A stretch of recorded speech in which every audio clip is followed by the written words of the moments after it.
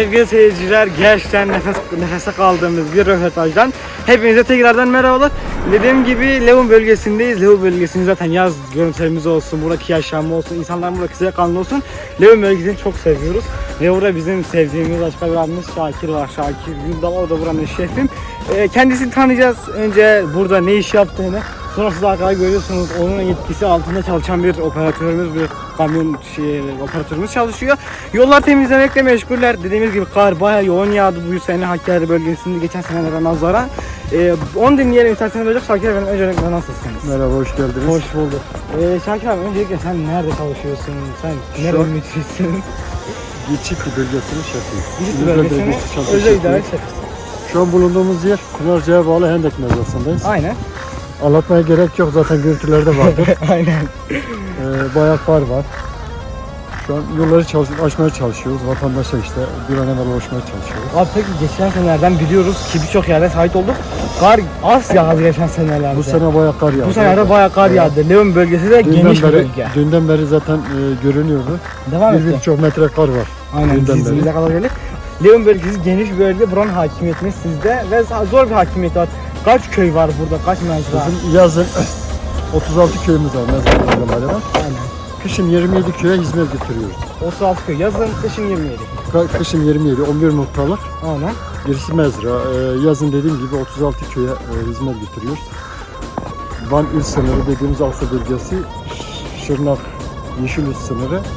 Bir de Suvarel kadar olan bölge bizim bölgemiz. Siz onun hakimiyetiniz. Aynen öyle. Sevgili seyirciler, Şakir abiye gerçekten çok teşekkür ediyoruz. Çok oyalanmak istemiyoruz çünkü operatör abimiz de yavaş yavaş temizleyip geliyor. Ona da işini zorlaştırmamak için buradaki röportajımız devam edecek. Biliyorsunuz ki kar yağdı, bayağı zorluk içerisinde röportajlarımızı ilerletiyorsunuz. Buradaki drone çekimlerimizle beraber, yerdeki çekimlerimizle beraber Pernis Levun bölgesine gideceğimiz devam ediyor sevgili seyirciler.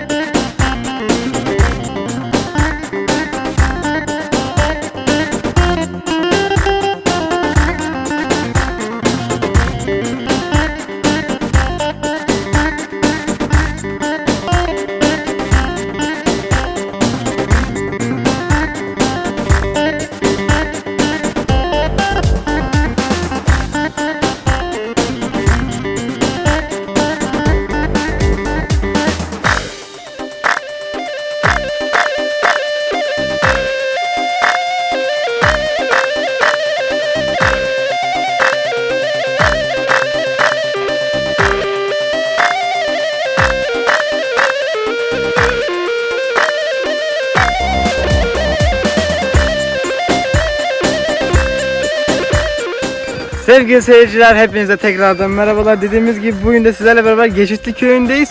Ve bugün karın yoğun yağmasından dolayı yollar tıkanma, elektrikler kesilmiş. Yaşam zorlaşmış aslında tek kelimeyle. Burada elektrikçi abilerimiz var. Onların bu zorluklara bakış açısını soracağız. Öncelikle nasılsın? Merhabalar, hoş geldiniz. Hoş bulduk. Abi adını söyledin mi? Mehmet Çiftçi, Hakkari Merkez, Eyvallah. OBB personeliyim. Levun bölgesindeyiz genel olarak. Ve gerçekten zor bir kış geçiyor Hakkari bölgesi adına. Siz de elektriklerimizin daha sağlıklı bize ulaşabilmesi için bir aslında yaşam mücadelesi veriyorsunuz bir nevi. Senin görüşlerini dinleyebilir miyiz abi? Doğrudur, Hakkari şartları malum, yani yoğun bir kar yağışıyla maruz kalıyoruz. Son 3 gündür de Hakkari merkez ve bağlı köylerde aşırı derece bir kar yağışı meydana geldi. Buna bağlı da bizim nakil hatlarımızda doğal olarak arızalar oluşuyor. Şu anda da gördüğümüzde de bizim bir Fider 2 Pınarca Hendek hattımızda arıza söz konusu. O arızayı gidermek için birazdan direğimize çıkacağız. Hattımızı onarıp bölgeye elektrik vereceğiz. Vallahi bir kolay gelsin. Teşekkürler. Bizim de Size şahit kolay gelsin. olduğumuz kadar zor bir iştir. Allah yardımcı olsun. Buyur Teşekkürler. abi. Kolay gelsin. Sağ olun size de.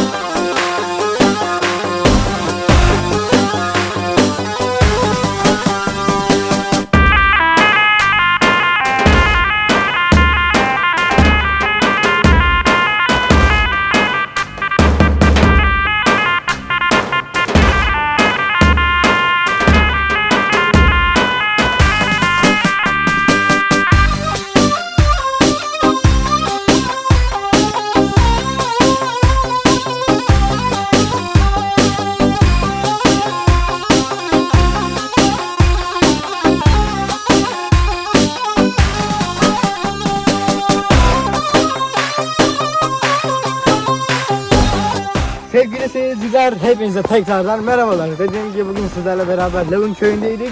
Levun bölgesindeydik aslında. Levun bir köy değil, 36 mezradan oluşan güzel bir bölge.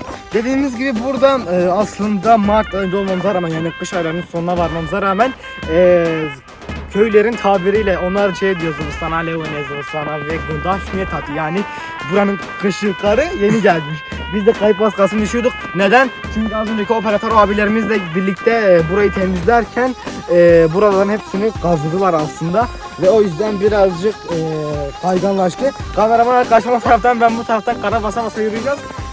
Burayı kapanışın için açtık bu videoyu, bu kısmın. Gerçekten güzel bir bölgedeyiz.